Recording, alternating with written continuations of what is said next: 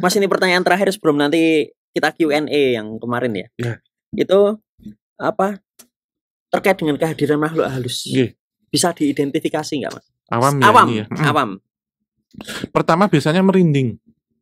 Oke. Merinding itu terjadi ketika ada tarik-menarik. Oke. Tarik-menarik karena kita memancarkan gelombang elektromagnetik atau bioelektromagnetik, mereka pun juga memiliki gelombang elektromagnetik. Karena entitas astral itu tidak berwujud, tapi tidak juga berbentuk. Jadi absurd bentuknya ataupun bentuknya tidak seperti air gampangannya. Dan mereka kan ketika akan mendekat itu nanti akan memancing itu. Listrik statis, Mas, medan listrik statis. Jadi kayak kita main penggaris terus di gini kan pada berdiri tuh. Namun yang membedakan merinding karena kita dingin atau kita takut dengan merinding ketika kita datang itu berpindah-pindah. Jadi merambat biasanya. Itu. Ini yang pertama. Yang kedua ada rasa. Maaf. Merambatnya itu runtut. Nggih, runtut. Sret itu jadi jalan, Mas. Ini misal berdiri nih. Merindingnya sret itu naik ke sini. Kalau merinding kita dingin kan seluruh tubuh tuh atau di belakang. Yang kedua itu biasanya ini ekor mata, ingin melihat ke arah mana. Ingin melihat ke arah mana? Secara ini misal di pojok tuh. Datang beneran tuh nanti takutnya. Tapi itu nggak lebih ke sugesti, Mas? Bukan, Mas. Kalau sugesti itu perasaan yang kita ciptakan dalam artian, wah di pohon itu ada genderuwo nggak ya? Itu kita akan tertarik ke sana. Tapi celakanya mereka bisa tahu, bisa nggak. Jadi akan menarik kita. Nah, ketika datang nih biasanya akan pingin lihatnya ke situ aja. Nah, nanti ketika kita di luar fokus, udara dingin akan datang. Udara dingin itu beda sama dingin malam ya atau dingin AC ya. Jadi kayak lewat angin tuh, Mas. Itu mereka di sekeliling kita karena bentuk mereka itu nggak terus bentuk manusia tapi seperti gumpalan itu. Nah, baru saat kita kemudian fokus ke mereka, akhirnya kita ngikuti mau lihat kemana, kanan kiri biasanya akan kita ngelihat itu sosoknya di balik ini, Mas, di ekor mata. Baru kalau kita keluar fokus, yaitu yang terjadi kerasukan kalau sampai tahap keluar fokus itu. Keluar fokus. Dan bahkan ada beberapa yang kita rasakan secara panca indera ya seperti itu. Aroma ataupun bunyi yang kita dengar suara. Ini yang konon ceritanya itu kalau suaranya jauh, berarti dia dekat. Kalau suara dekat, berarti dia jauh. Di depanmu. Oh enggak? Enggak, dia jauh, Mas. Jadi kalau suaranya samar-samar, atau kita mencium baunya itu samar-samar, mungkin bau darah, bau wangi, itu samar-samar berarti dia bau dekat. Apa? Darah, anyir. Oke. Atau bau wangi, atau bau pandan, atau bau ini ketela yang khas banget bau genderuwo tuh. Oke. Itu biasanya dia deket, Mas. Tapi kalau baunya menyengat, berarti dia sudah menjauh, termasuk suara. Kok gitu? Kayak pesawat jet aja itu. Iya. Di belakang kan ini. Gini, Mas. Terus piye kalau mendekat gitu? Apa yang harus kita lakukan? Atau biasa aja? Biasa aja menurut saya. Nggak tersugesti ya justru ya. Kalau kita pikir kawan ini ada entitas astral atau apa, malah dia menyerap energi kita, Mas. Sehingga kita bikin cepat mual, kita pusing ataupun kita capek itu karena mereka ngambil. Bahkan ketika jadi penampakan itu berarti energi kita sudah terserap ke sana.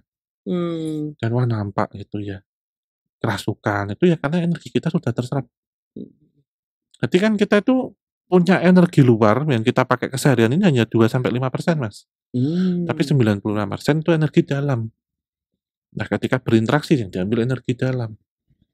Seperti contoh, energi dalam itu terpacu ketika kita sedang dalam ancaman. Ini kan terancam kita sebenarnya. Seperti halnya kita yang lari itu paling lari gini aja, kalau mau lompat pagar yang setinggi 2 meter, itu kita harus ngerangkak ya. Tapi nyon sewu ketika kita dikejar guguk nih, kita takut sama itu, kita lari bisa loncat tuh. Itu energi dalam, Mas. Itu salah satu contohnya itu. Tuh. Partikelnya kayak jadi satu gitu ya, Mas? Iya. Lucu sih. Itu Mas, selain itu apa identifikasinya? Selain dari merinding, terus bau, kalau secara tampak mata ada nggak, Mas? Kalau secara fisik ya jarang, Mas, biasanya. secara fisik itu biasanya mereka itu akan kelihatan biasanya di ekor mata sih memang, jadi nggak secara wah gamblang itu enggak. Kalau kita secara umum ya, secara normal ya seperti sekarang gitu, memang di tubuh kita ini kan terbagi-bagi Mas, ada dulur rapat lima pancer, ada mereka yang mendampingi yang berasal dari, saudara ari-ari itu yang akan mengarahkan biasanya. Lebih baik kamu pergi nggak usah kepikiran, atau biasanya ada yang nanti akan menengokkan gitu, ngelihat entitas ketika akan datang. Tapi yang paling sering bisa dirasakan selain merinding, hawa yang tiba-tiba berubah. Dari yang semula panas, ataupun yang semula hangat, menjadi dingin. Dingin bukan karena situasi, cuaca, atau pendingin ruangan, tapi dingin yang seperti ada angin yang lewat, semerbak itu, seret gitu, datang. Baiknya dilawan atau diterima aja? Lebih baiknya atau abai? Diikuti dan abai. Tambah satu lagi Mas, biasanya ada fenomena yang berasal dari hewan di sekitar kita. Bisa itu burung, kucing, atau anjing guguk itu. Misalkan kucing yang tiba-tiba dia memutari kita, ataupun yang tiba-tiba dia terdiam. Kalau guguk atau anjing itu yang paling sensitif, biasanya akan mengaum, menggonggong. Iya itu, karena mereka kecuali terutama ada orang yang misal majikannya ya, akan dilindungi, ataupun mereka memiliki satu sensitivitas penciumannya itu. Jadi entitas astral itu ketika akan mendekat, mereka pun akan merasakan energi mereka, panasnya mereka itu. Itu kucing juga bisa Mas. Nah ini sehingga di beberapa kejadian santet yang salah objek pengirimannya itu bisa kena ke hewan-hewan itu. Ada yang misal punya burung, tiba-tiba burungnya mati. Bahkan ikan tuh arwana Mas gini Mas. Langsung balik gini mati. Jadi tukul. Tumbuh ya. Tumbuh ya. Itu. Oke. Berarti lebih baik punya hewan peliharaan atau gimana? Kalau untuk di dunia yang seperti itu, di dunia yang oh ya, punya hewan peliharaan Mas. Untuk deteksi memang iya. Itu. Jadi hewan-hewan itu memang memiliki satu sensitivitas Mas, pasti. Seperti hewan-hewan yang kita pelihara seharian gitu. Burung tuh juga iya, ada beberapa yang dia ngicau aja ketika kan ada datang makhluk astral, ataupun energi dari orang yang sudah meninggal. Karena orang meninggal itu kan yang datang nggak selamanya arwah. Kalau arwah ataupun nyawa, walau alam. Tapi di sini korinnya atau saudara pendampingnya. Tuh, ada yang datang minta doa atau apa. Datang minta, ya tujuannya bagus dong sebenarnya. Iya Mas. Tapi kan wujud yang ditampilkan kan beda-beda Mas. Oh ya, nek medeni juga gimana terutama kita yang meninggal yang meninggalnya nggak wajar kayak bunuh diri lebih menakutkan lagi. Karena korin itu kan menyerupakan dengan saudaranya. Bahkan hari ini yang kita pakai, yang kita apa itu semuanya sama. Om. Iya. Om. Kayak sepuh banget. Om gini Om. Tapi orang tua saya manggil teman-teman mereka juga om sih sebenarnya. Kan panggilan biasa kita om sih. Sama bos Mas. Yang nggak punya usaha gede dipanggil bos. Bos Hao. Jadi begini Bos Hao. Gini Om Hao. Kok malah lupa saya tadi. Apa sih? Iya, saya malah lupa. Gini Om Hao. Terkait sama itu tadi, identifikasi yang makhluk halus itu tadi. Jenengan kan tadi nyampaikan kalau ya ketika melihat ya ini ada semua gitu kan. Aktivitasnya sama juga. Sama. Aktivitasnya sama Mas, persis dengan kita. Bahkan di beberapa daerah ya tempat ya bagi mereka itu aktivitasnya seperti keseharian. Ada yang mereka kerja, ada yang mereka ngantar anak sekolah, ada yang mereka sekolah sama. Tapi dengan asumsi yang ada di sana ya Mas ya. Bahkan kalau saya melihat itu seperti halnya ya kita di jalan biasa Mas. Ada yang mereka berlalu lalang, ada yang mereka beraktivitas. Tapi tidak semuanya itu kan bisa kita sapa, dan tidak semuanya itu akan kita tanggapin. Jadi ngalir seperti biasa aja. Jadi ketika kita bertemu dengan entitas yang netral, kita nggak ada rasa mengganggu ataupun dia diganggu, itu kita netral aja Mas, ngalir. Kecuali ibarat kata kalau kita memang orangnya cuek ya, di jalanan mau ada maaf nih, misalkan tawuran kita lewat aja. Gitu. Mereka pun sama, ada yang caper, ada yang mereka punya masalah yang ingin kita ketahui, ada yang mereka ingin bercerita. Kita kalau kita keseharian yang gini, kita nggak bilang orang awam ya, orang yang sixth sense-nya sudah aktif, ataupun yang terbiasa dengan melihat interdimensional, ada beberapa yang mengignore itu, mengabaikan itu ada. Termasuk saya itu mengabaikan Mas sebenarnya. Oke. Kemudian kalau bagi awam nih, kayak saya gitu, kami yang awam itu gimana bisa atau bisa nggak sih orang-orang awam itu mengidentifikasi yang berbahaya dan tidak berbahaya? Iya, konsepnya berbahaya itu menimbulkan sakit Mas contohnya. Kayak tadi Secara kiriman fisik? santet, fisik. Atau berkaitan dengan non fisik seperti bidang usaha diganggu. Usahanya sepi, macet itu pun mengganggu. Tapi kalau hanya ditampaki, dimintain tolong atau mendengar suara, itu hanya eksistensi. Itu nggak ganggu Mas. Bahkan misal kita menempati satu rumah yang lama nggak ditempati, kemudian sering terdengar suara ataupun sering melihat penampakan, itu eksistensi aja. Ya ini saya ada di sini. Tapi kalau kita mendiami satu rumah, ketika malam terdengar suara seperti petasan di atas gendeng, terus keluarga sering uring-uringan, sering sakit, misterius ya, atau rezeki seret, itu ganggu. Nah kalau ganggu berarti memang harus ditanggulangin, harus diusir ataupun harus dinetralisir. Tapi kalau eksistensi, cukup kita bilang aja ya kita berdampingan. Tapi pertanyaan saya kembali lagi nih seperti yang tadi, kayak misalnya keluarga sakit-sakitan, rezeki seret atau apa gitu. Itu kan ada yang memang karena kiriman. Iya, kiriman, ada yang karena nasib kan, Mas.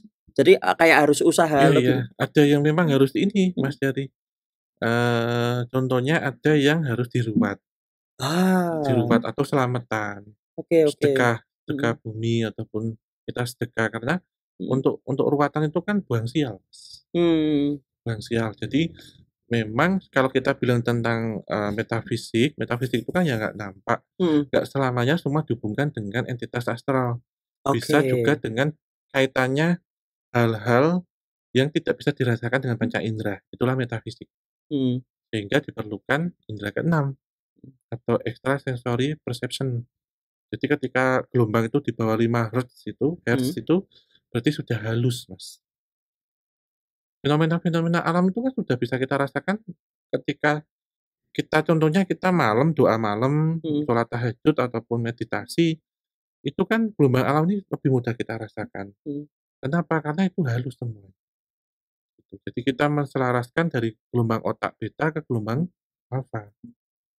Jadi kita bisa merasakan fenomena itu seperti halnya orang-orang dulu ya tadi, mau hujan kapan, kemudian ketika bumi panas meningkat ini akan terjadi maaf ya, bencana vulkanik ataupun tektonik itu bisa kita rasakan zaman orang dulu. Sehingga orang dulu ketika ingin merasakan itu tidur di lantai, tidur di tanah, mereka berpuasa, mereka topo pendem karena benar-benar mensinkronkan dengan alam semesta Mas, untuk merasakan itu gitu. Jadi setiap hari semua ada informasi-informasi ini, cuman skalanya dia halus di bawah 5 Hz gitu.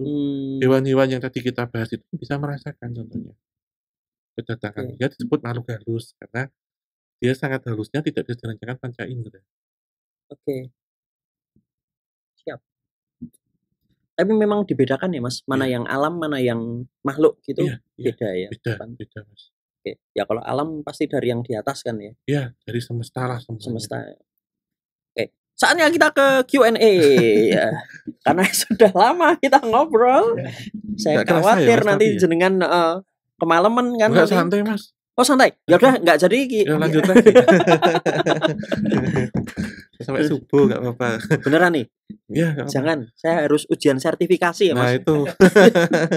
Jam 9 apa? Tur konsultan. Oh nggih. Ada lembaga sertifikasi. Dosen-dosen prodi. Oh besok pagi. Iya, mulai jam 9. Alhamdulillah saya dapat yang pertama. Oh. Iya. Ya enggak masalah, wis ngumpul ke tugas. Yang terjadilah. Kesera-sera boy. Mas, saya izin bacakan ya. Iya, monggo. Dari Afila Ayuhana itu menyatakan bertanya, katanya hantu itu bisa ngikutin seseorang kalau dia suka. Ya. Nah, gimana caranya tahu kalau dia ngikutin kita? Iya, sejatinya gini ya, orang itu kan ada 3 aura. Yang pertama bisa auranya itu menarik, yang kedua menolak, yang ketiga netral. Kalau yang menolak itu anti hantu, Mas. Oh. Gampangannya, makhluk astral nggak mau kan deket. Kenapa? Karena menolak, auranya nggak enak bagi mereka. Kita melihat orang aja kan sama, Mas. Ada orang yang ketika kita sama dia itu nyaman, ketika kita sama dia itu menarik orang itu, charming gitu ya. Ketika kita dekat sama dia, kita enak banget lah sama nih orang gitu. Kita pengen ngikut terus, pengen tahu ataupun pengen deket. Ini nggak terbatas dengan siapa ya, nggak masalah asmara ya, apapun itu, entah kita terpikat karena pengetahuannya dia, mungkin dia punya banyak uang, itu pun sama kan mengikat gitu ya. Tapi ada juga yang menolak. Orang ini males sih aku kedeket gitu ya, dia pemarah, nggak good looking gitu juga ya, mangkelin atau bikin kesel nih orang. Karena ada satu orang lagi yang dia itu netral. Jadi ya kita deket nyaman, kita nggak deket ya biasa. Kita itu punya aura itu yang bisa menarik entitas ataupun manusia, bahkan hewan dan macam-macam. Nah, dalam kasus diikutin itu karena mereka tertarik dengan kita, tertarik mungkin dengan aura ataupun ada entitas itu bahkan bisa terjalin ini loh Mas, cinta 2 dimensi loh. Wah. Ada misal seorang laki-laki yang disukai makhluk astral cewek, dia peri misalkan. Isabella. Ataupun ada yang perempuan dia digrepe-grepe sama, dianggur-anggur sama gondrowo. Oh, itu ya, Mas? Ada. Oh, itu real? Real ada. Itu biasanya juga Tapi kerasa nggak kalau misalnya kerasa Mas? sentuhan. Saya pernah tanya 2 orang ini, yang satu memang mengalami sexual harassment ya. Itu yang pertama, istrinya itu sering ditinggal tugas malam sama suami. Suatu ketika suaminya kok pulang minta dikerokin gitu, terus terjadi itu gitu. Nah, pas paginya suami yang aslinya minta jatah nggak dikasih, langsung semalam kan udah gitu. Nah, dimasakin gitu ya? Oke. Anu lah Mas, gampangannya kebutuhan seksual lah, nggak usah disimbol-simbolin gitu. Ini kan seksual ya Mas, saya guyon tadi. Oke. Terus gitu, terus yang satunya ini di kos putri. Iya, di kos putri itu kadang nyuwun sewu ya, dalamnya sok hilang. Ini saya nggak bilang memang ada orang yang memiliki kecenderungan gangguan jiwa kayak gitu memang ada. Tapi dia memang ngerasain gitu. Jadi ada seperti sosok yang ngeraba-ngeraba dia, ada yang seperti menindih dia dan sosoknya tinggi besar gitu dan bisa nyamar jadi apa yang dia mau, itu ada. Udah Mas yang kayak gitu. Lah ini ada satu cerita yang laki-laki disukai peri. Peri itu makhluk astral yang bentuknya perempuan, cewek cantik, baunya wangi, gitu. Nah ini kadang masuk ke dalam alam bawah sadar kita, terjadilah mimpi basah. Tapi nggak semua mimpi basah karena peri kan? Terkadang gini, saya pernah tanya beberapa orang dari responden kasarannya ya, kalau kalian mimpi basah itu maaf, dengan istri, pacar, atau perempuan yang kalian kenal. Bisa temen, ataupun rekan kerja ataupun apa. Yang ada ya kita ngelihat mukanya itu real. Tapi terkadang enggak Om, itu saya mimpi kadang yang saya suka. Misal orientasi atau maaf ya, fetish saya itu misal yang oriental tuh, Jepang-Jepangan gitu. Saya tuh mimpinya model kayak gitu, jadi malah nggak sama pacar. Nah ternyata dia nyaman dengan itu sehingga dia sering janjian ketemuan dalam mimpi. Terjadi mimpi basah Mas, dan orang ini nggak punya pacar akhirnya karena nyaman dengan hal itu. Ternyata dia secara tidak langsung kena pengaruh dan pacaran dengan makhluk astral.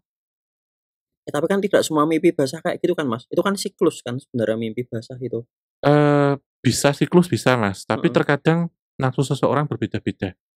Kadang ini agak saru, mohon maaf ya, ini edukasi sih. Ada yang dia lajang, belum nikah, itu dikeluarin sendiri iya, tapi dikeluarin sendirinya sore, malamnya mimpi basah ada.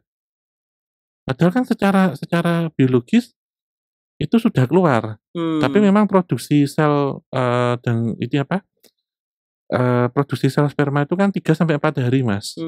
Kalau 4 hari sebenarnya dia sudah pengen keluar, udah meronta kan gitu. Sehingga ketika tahu mungkin libidonya tinggi, dia mungkin baru lewat dari daerah mana yang di situ wingit. Dia ngikutin, nunggu sampai tidur, baru dia masuk ke alam bawah sadar, terjadilah hubungan seksual dalam alam mimpi dan terjadi mimpi basah. Gitu. Jadi diikuti itu bisa seperti itu, ada interest-nya kemana. Terus tanda-tanda biasanya memang kita berat di belakang, itu paling gampang berat. Di belakang. Di tengkuk sama leher. Leher di belakang sampai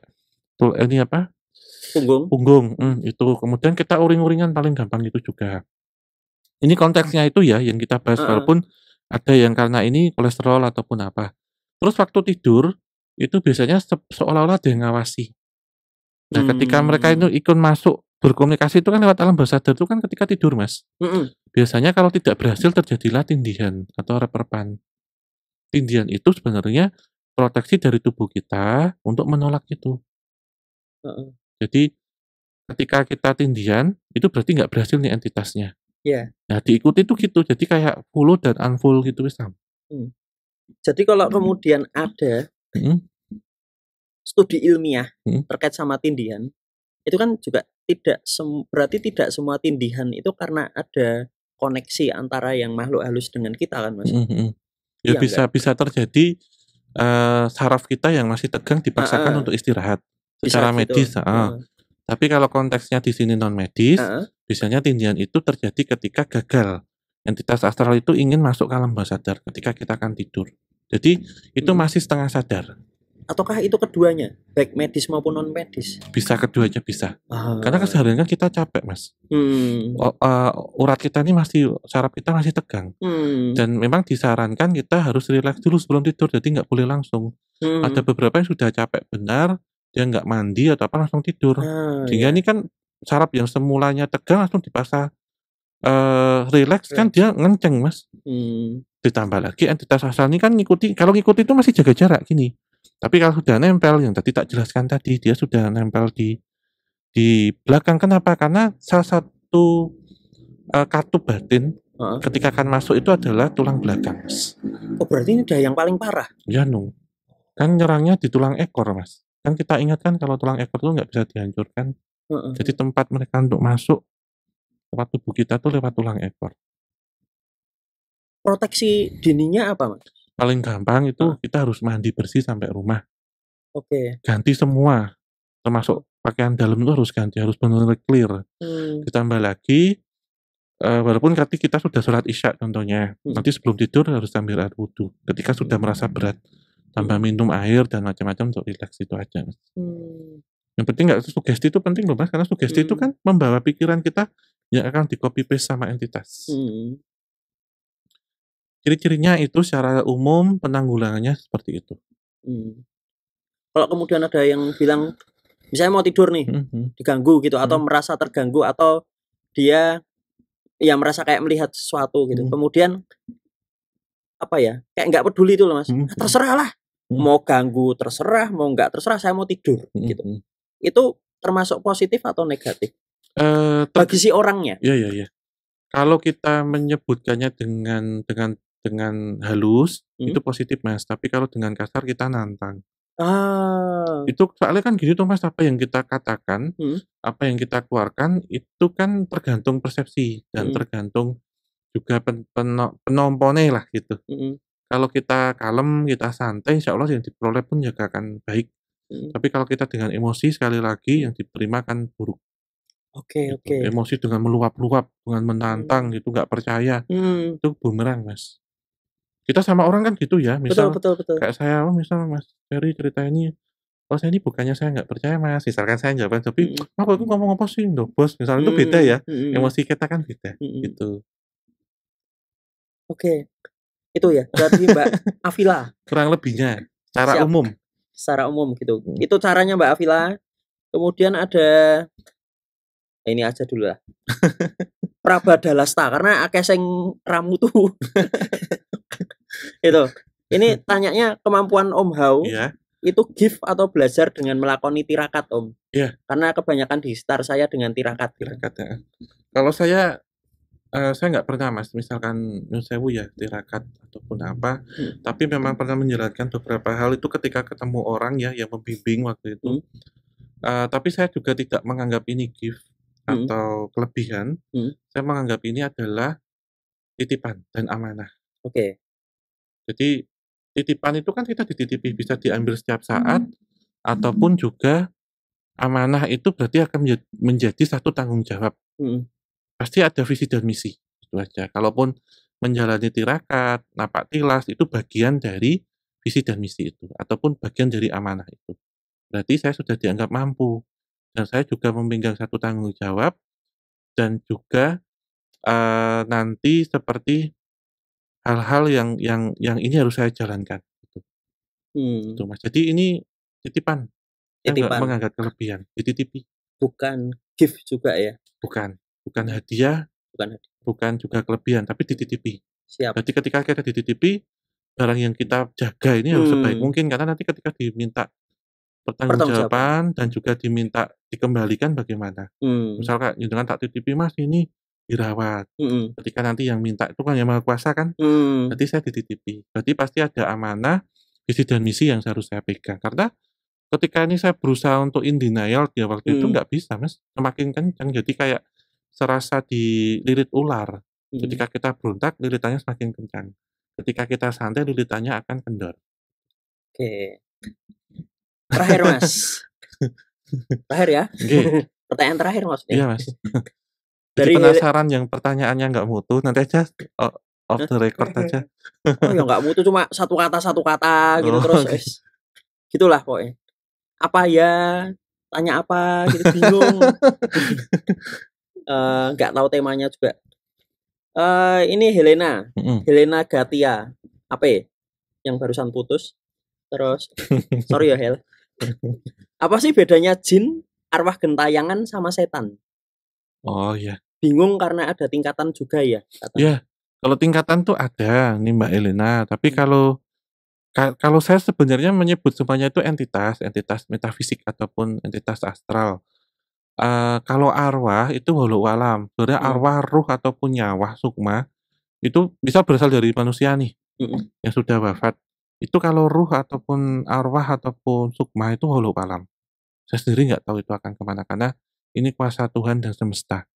Tapi orang ini yang kemudian wah saya ngeliat orangnya itu kok masih penampakan ya bergentayangan. Itu sebenarnya korinnya. Oke. Korin itu berasal dari penyerta ketika dia lahir atau jin korin. Sedulur papat lima pancer kalau orang Jawa bilang. Jadi ada kakang kawah di hari-hari Mas. Sehingga hari-hari itu harus ditanam, harus dimuliakan karena itu fotokopi atau saudara adik dari kita. Nah ini yang kadang akan terlihat kembali dengan bentuk terakhir ataupun dia bisa menyamar dengan apa gitu. Nah ini yang kadang terlihat secara mata batin ataupun mata fisik ketika menjadi penampakan. Sementara setan itu kita kembalikan ke diri kita sih Mas. Kalau itu juga kuasa Tuhan juga. Bahkan setan sendiri itu kan ada di nadi kita, bilang gitu, bersama dengan aliran darah itu. Jadi kalau itu memang satu entitas yang saya sendiri itu tidak bisa meraba sejauh itu. Ataupun boleh dibilang nyun sewu ya, kalau ketinggian malaikat itu pun saya nggak bisa ketika ditanya, apa sih Om bentuknya itu nggak bisa. Karena sebatas jin. Karena manusia itu pasti diberikan batasan. Dan kita tidak bisa melampaui batasan. Tapi ada yang bisa melihat malaikat nggak? Kecuali nabi ya? Iya. Subjektif Mas, kalau saya. Yaitu saya nggak membenarkan, nggak menyalahkan. Itu. Jadi mungkin persepsi orang kan beda-beda penafsirannya. Oke. Itu. Kalau saya sih nggak bisa nyalain, nggak bisa benerin Mas. Misal, saya bisa komunikasi sama ini, yaitu kita setiap orang pasti visi misinya berbeda-beda. Dan tafsirannya berbeda-beda. Dan alangkah baiknya kita punya argumen sendiri saling menghargai. Dan juga kita bijak dalam menyatakan itu yang mana. Dan kita nggak menyalahkan, nggak berhak juga nyalain orang ataupun ngebenerin nggak, karena hal ini kan tentunya sifatnya subjektif. Terus setiap apa yang dilihat orang akan beda-beda gitu. Tergantung tatarannya, tingkatannya, visi misinya. Variasi. Siap. Gitu. Karena bukan eksak loh Mas ini juga. Iya. Kalau 1 tambah 1 2 mah nggak bisa gugat ya. Tapi kalau kita ngomongin sejarah aja sifatnya juga subjektif. Betul, Klaimnya tergantung sudut pandangnya dari mana. Jadi menurut saya nggak benar, nggak salah gitu. Makanya ada ini kan history itu dari his sama story. Jadi ceritanya tergantung siapa yang menceritakan. Iya, sudut pandangnya dari mana. Kayak kita ngelihat misal Belanda dari orang yang teraniaya ya jahat, dari orang yang diuntungkan ya baik. Ini nggak benar nggak salah, itu tergantung kita ngeliatnya kemana. Ya kayak ada fans, ada haters gitu aja. Sama-sama nulis kisah sejarah tentang orang itu pasti beda perspektifnya. Tergantung kita mau condong kemana. Gitu. Jadi orang mau menghayal, mau membuai, mau berkisah tentang cerita yang dia tuliskan, ya itu persepsinya dia. Ya kita tergantung kita mau ngambilnya arah mana gitu. Itu sih Mas. Hal ini pun sama, tapi penggolongan itu kalau saya mungkin selama ini yang terlihat hanya entitas jin atau residual energi. Karena kalau kita bilang energi, itu seperti konsep Joule. Energi tidak bisa diciptakan, energi tidak bisa dimusnahkan, tapi bisa berubah. Joule Mas. Bisa berubah bentuk. Nah, energi itu kayak gitu. Kan kita hari ini memancarkan energi terekam Mas. Betul. Nah, energi semesta itu gitu. Kadang di bangunan tua, itu mungkin jin ya yang itu, enggak. Kadang saya menafsirkannya itu energi. Misal ada pembunuhan di situ, suaranya tolong Mas, suara minta tolong, aroma darah itu masih tercium, itu karena energi yang tersisa di situ. Matur nuwun sangat. Sama-sama, Mas Yori. Atas kehadirannya Om Hao Kisah Tanah Jawa. Sama-sama. Sampai jumpa lagi. Siap. Semoga bisa kolaborasi lagi. Iya, Mas harus Alhamdulillah. Iya. Berarti sesi Q&A berikutnya. Ya, tapi pertanyaannya yang agak bermutu ya. Agak bermutu, jangan nganu apa. Apa sih iki? Bingung gitu ya. Iya. Nanti hadiahnya yang 3 pertanyaan bisa diambil di Mas Cherry. Enggak, hadiahnya ya mereka namanya masuk ke podcast. Hadiah terima kasih. Enggak bercanda. Itu dulu, matur nuwun sangat sekali lagi. Banyak ilmu yang insya Allah bermanfaat sharing, Mas. nanti. Matur nuwun. Sama-sama Mas Cherry.